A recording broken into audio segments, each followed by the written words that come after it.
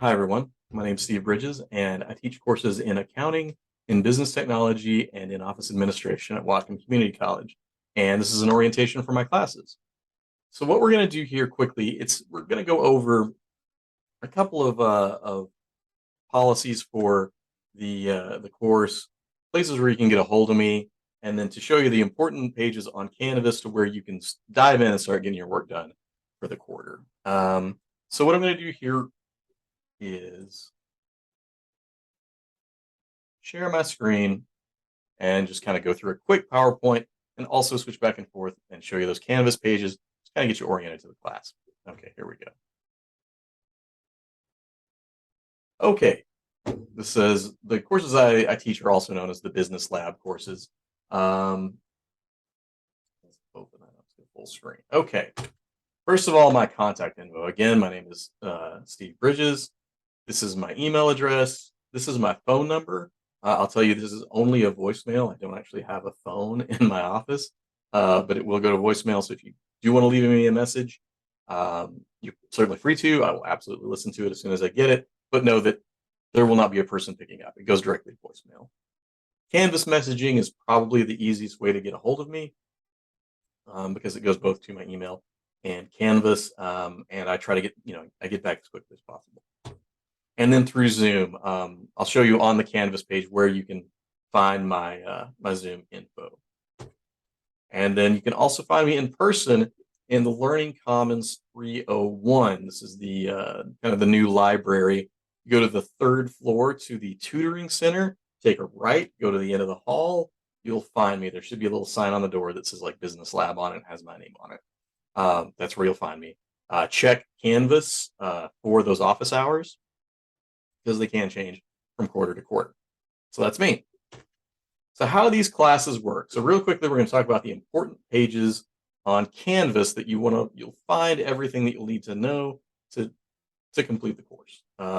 Those important pages, and I'm going to pop over to them. First are the assignment directions. And here is this is the Canvas page for BTEC 121. All of these are set up exactly the same way. This is how it looks like in the instructor view. This is how it'll look like to you. You've already hopefully clicked on here. I don't know how you get to this video otherwise, but then you'll look at the assignment directions, and the assignment directions actually show you what to do each week. And I'll click on BTEC 121 to show you this again. All of these assignment directions are set up pretty much the same. So whatever your course is, go through and read them. It'll look pretty similar to this. We turn everything in zip folders. So this just kind of talks about that process of setting up an assignment folder that you're going to want to put your work in. And then you just sort of follow along here. Every class is going to have, I think every class is going to have some form of textbook. So this is what you're going to need to read. And then you'll complete this in the book. As you read the book, you'll know what that means. You'll complete this assignment, you'll complete this assignment, you'll complete this assignment, and then below those instructions of what to read and what to complete, these are the files that you're going to want to turn in. You're going to have these files are going to be required when you turn that in to me to be graded. That's what I'm going to be looking for to grade. And that's just kind of how it works. So, and then, as you go down, there's, assignment 1, assignment 2, each one, read, complete, complete, complete. This is what I want you to turn in. And again, so you've got the assignment directions, you've got your textbook, you'll be ready to go. And you'll be ready to do all of your homework. So what I'm going to do now is pop back to the PowerPoint, talk about the next document, which is the syllabus. Syllabus is fairly straightforward. There's not really in the syllabus. The assignment directions is really the most important document. Syllabus is important because it shows you over here. Go to this syllabus here. If you see the syllabus, don't go there, go here. If you go to the syllabus, the two things that mostly important, there's my contact info, but I gave it to you already. Tells you the book that you'll need to purchase, or if there's some like the keyboarding classes have a code, it'll have a link to the code here. I'll talk about how to log onto those things. But yeah, this is the book you'll need for every class that I teach. You'll need to have Microsoft Office. On each syllabus, there's a link here that goes to Whatcom's page on how to set up Microsoft 365, because you, as a student, get Microsoft 365 free from the school. So you click on this and it'll take you to the school's webpage there to kind of get going on that process. Yeah, and so it's it's what you'll need to use anyway, and it's free. Kind of can't beat that. Okay. Once you've looked at that, this is sort of what we're going for in the course. Then you'll get to how I calculate the grades, and then here is my grading scale. Students typically want to see that. It's pretty important. Okay, so that's the second Canvas page that's important, and the third one is the student handouts. Okay, go back, and we'll go back home. And the student handouts here, I'm going to just download this. These are the files that you'll need, that the textbook will reference, and that you will need to actually do the homework for each class. Here, I'll just download the one for BTEC 121. You might have to go through a couple of pages because it doesn't show you a preview. And I'll open it up. Well, open when completed. Come on. Just gonna wait for all this happens. But yeah, also keep in mind while we're waiting for this to finish downloading is that, especially for the first assignment, check your textbook, because a lot of the first assignments, especially in Word and in Excel, they don't have files that you open because you're creating them from scratch. It's like you're doing a brand new file. So so that could be a reason. Like if you look in these folders, like my file's not there, make sure it's not an assignment where you have to create one from scratch, because there won't be one to open. We are still waiting for this. Oh, there we go. Okay. And like I say, student handouts, like again, for the Word chapter 1, there's not a ton in here, again, because you're going to be creating them some on your own. But as you go, there will be more. The book will reference these files where you'll work on them. You'll open them from this folder, and then you'll save them, turn them in as your homework. I'll close that, and then we'll go to final project files. Not every class has a final project. If it does, it will either, you'll have that information in your student handout folder. For some of them, though, I do have them on the second page down here. So just check and see if there's something down here that's, again, BTEC 121 does have one of these projects. Your class might not. Just check and see. Let's see. Do we have anything else here? Oh, you'll also want to check announcements pretty frequently. I have it set up so that the most recent announcements will pop up here at the top of Canvas. Just keep an eye out, because something like, hey, bad weather hit, we're going to miss the lab's not going to be open, or your class, we found an error in the textbook, et cetera, et cetera. Just keep an eye on that. That's where I'll send information to everybody. Or like, hey, here's a scholarship you might want to check out, things like that. And then if you have a question, ask. This is kind of, I really welcome you to ask me any question you have. Happy to answer anything. That's why I'm here. And so if you have any questions along the way, fire me an email and I will get right back to you. Okay. Office Lab Zoom hours. So whether you're in my online section or my hybrid section, I have hours available both online and on Zoom for you. So even if you're in the online section, you can come onto campus and see me. And even if you're the hybrid section, we can just meet on Zoom instead of coming in to the lab. There's no actual attendance requirement for the course. It's really what you need. And the classes are kind of set up on a drop-in basis. So let me first talk about my physical presence, when I'm on campus, and then we'll talk about Zoom. So you can find me again. I believe I mentioned this before. Learning Commons 301. Take the stairs to the top, be in front of the tutoring center. You take a right, go to the end of the hall. That's me. Very clear here.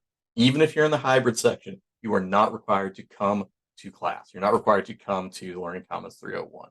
I love it if you do, but we're just there for folks who need help. And again, you can drop in when we're open, and then you can just kind of pop in and out while we're there. And if you don't need us, you don't need us, or don't need me, I guess. We're just a resource. But it's a really, I really think the people who do come by, who are able to, I realize people live far away, people who are struggling or have kind of bigger questions, coming in, doing face-to-face is pretty helpful.